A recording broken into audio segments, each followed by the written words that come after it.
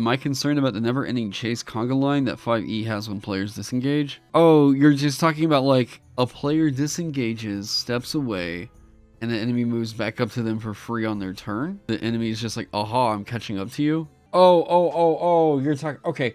One of the things I think might be kind of interesting that will, I think, potentially change that. Here's something I'm doing that I think is going to fix that right there. 5 foot step, no. Okay, here we go. This is what I think is going to fix that. Your speed is not determined by your race. Your speed is not determined by, I don't know. Your speed is determined by your dexterity score. In this system, dexterity determines speed. So if you're improving, if you're improving this attribute, your speed is going to keep increasing as well. Good dodge, good speed, and then this is another reason why I was like, I need to get ranged attacks away from dexterity. What's great about group initiative means if your group is being chased by the enemy, party members who roll lower initiative aren't always getting hammered by the enemy. Oh, yeah, gotcha. Yeah. There's also, I have a feeling the big reason why tracking equipment, tracking encumbrance and all that crap has been super frustrating is because there hasn't been a whole big incentive for you to track it because you were just basically like not really getting rewarded to do so, and it didn't really have much of a huge play into anything in 5e, right? I've seen some OSR systems that do at least a decent job, but OSR stuff's there's just not the kind of crunch that I think more like modern TTRPG people are kind of wanting, right? So I'm trying to find a niche where it's like I like the practicality of some of the OSR materials. I want to find like an area for the crunch to like fit and make sense and not be an absolute like just bitch to track. So load. So load determines a being's carrying capacity. A being's load score is equal to its strength score and is used to determine encumbrance. After exceeding load, a being is encumbered. So if your strength score is let's say a 15, that means you can carry 15 load. So what is all this? Negligible is 1/10 of a load. An item that can be held in the fingers of insignificant weight. Eventually, these start to add up and be like 1, right? Light, 1 load. An item that typically requires 1 hand to carry and weighs less than 5 pounds. Heavy, 3 load. An item that typically requires 2 hands to carry and weighs 5 to 20 pounds. These are just going to be represented. This is the Diablo like equipment management system. Burdensome, 10 load. An item requiring a typical medium-sized being's entire efforts to lift. Typically weighs greater than 50 pounds, and maybe 100 is the way to go with this. Okay, how many coins equals 1 load? I'm just going to let people, I'm going to say like, the coin thing, currency is always going to be tricky. Yeah, 3 cigarette boxes use 3 load? Wait, what? Boxes. Wait, what? Why boxes? The weight of... What? Negligible. Yeah, wait, what? Okay. I don't know. I mean, okay. I would say that, that is like the container, and then the items that are within it have, you know what I mean? Yeah, okay. This is something that's supposed to help kind of like allow you to quickly like manage your equipment. It's also going to give you a reason to like leave some stuff somewhere safe. And it's also accounted for in every being's stat block. This is basically what I'm looking at as the stat block for Vagabond. As you can see in here, it's not a plus or anything like that. This is a dodge defense test of 7. Things got to pass this in order to not get hit, right? Boom. Now, I went up here to show that because down here showing that, someone asked this. Encumbered. While a being is encumbered, the following rules apply. Their speed is halved and they can't rush.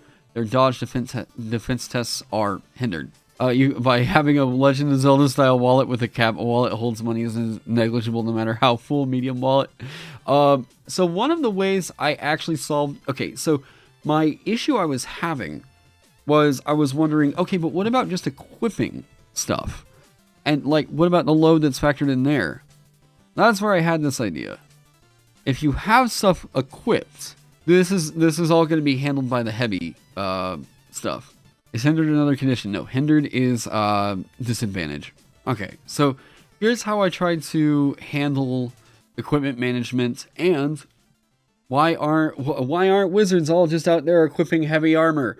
Or why, whatever. Okay, well, it'll inflict the encumbered condition because of this right here. Heavy. Heavy equipment indicates a load score requirement in parentheses. If the being's load score is below this number, it does not count against their load while equipped. So you can have a bunch of wizards that I guess you could try to equip heavy armor. If you wound up going and getting, like, you want to go all the way and get armor after, you know, whatever, sure, I guess you could, but, like, do you meet the strength scores required to, like, wield it still? 15 is not super easy to get. Your wizard with 18 strength begs to differ. Cool. Wait, you know what you just made me do? It'll keep going too higher every single time I hear, like, ooh, armor, light. But you see how it says, like, medium, heavy, 13? That means you need to have a strength score of 13 to equip medium armor. What this will do is classes like fighter are likely going to get medium armor. Heavy armor for 40 gold pieces seems pretty cheap compared to D&D. D&D also has pretty ridiculous gold prices, and this is not mechanically functioning the same way that D&D gold is. Or, sorry, D&D armor is making you harder to hit. That is not the way that armor is working in this system. This is mitigating armor. So, if you look at, like, heavy, and it says protection D8, that means anytime that you take physical damage, you reduce that damage by 1d8. D&D does overprice heavy armor. They bundled in way too much into it. This is like Mark Borg. Yep. What's the highest number a player can get in any given stat for this system? 20. You also need to get aptitude levels to equip it as well, you believe, so even if you buy it, you might not be able to wear it. Yep. Boom. You guys see? Shields. Bringing Great Shield in here because we're going to make the Vanguard in this system. Heavy requires 15 to wield, 2-hand. Boom. The benefits are also listed down here. With shields, for a light shield, it's a +0 benefit to your dodge defense tests, but you can react to being attacked to gain a +1 to dodge defense test, which is a critical on a 19 to 20. What that means is, if you do the critical, you do the Dark Souls style parry, and you can counterattack. Shield, +1 to dodge defense tests. That's it. Great Shield, +2 to dodge defense tests, and provides cover. Load feels like a combination between the item's weight and how awkward it is to carry. A 12-foot long ladder might be bigger and bigger load than small. Yeah. I mentioned how it's like the load also kind of factors in a bit in like how they handle. You know, where I was like, could be held in the fingers, could be held in the hand. It typically requires both hands. That's why some things are going to be a judgment call, and why.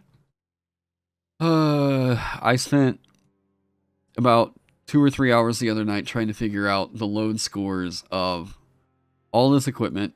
Still gotta do this over here. But it is much easier. It is much easier to try and figure this out. I just love how stupid and practical this one is. Actually, ooh, awareness and strength on Hunter with a ballista build? Wait, that could be kind of good? Like, imagine D&D's Hunter, but with, like, the great crossbows from Elden Ring. So what sets bows apart from firearms in this game? Not a whole lot. All of the firearms, this is basically me adapting some of the firearms that Heavy Arms had into the system over here. Heavy has his loud property that I think is like the way that you should do that. Also, between loading or a reload mechanic, I would like to settle on 1 and call it a day. A reload of 1, yeah, gun loud. There you go. A reload of 1 means the exact same thing as as the loading property. So there's really no need to have both.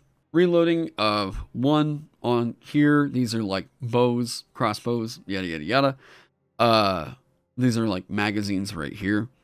Am I planning on doing different levels of loudness? No, all loud. They're just loud. This means you're not going to be able to benefit from I don't know about not being able to benefit from stealth. There's going to be something involved with that. There was another thing I did with this where the heavy property means the same thing for weapons and armor, you know? So, like, the maul is going to be a heavy weapon. The colossal sword is going to be heavy, DC 17. Glaive, heavy, 13. What do the dice mean for the armor? You reduce the damage by that amount. So you roll that die and reduce the damage you take by that amount.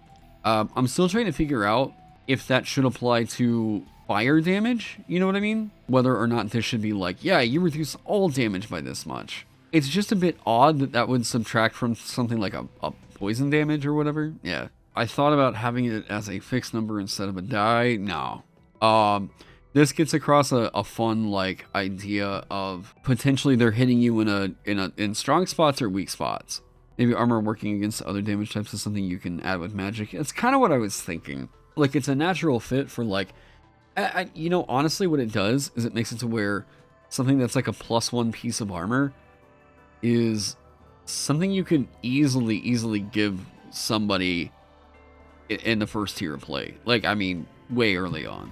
Yeah. So we could allow you to, like, enchant it and possibly, like, gain resistance to other damage types. So hopefully that kind of makes sense.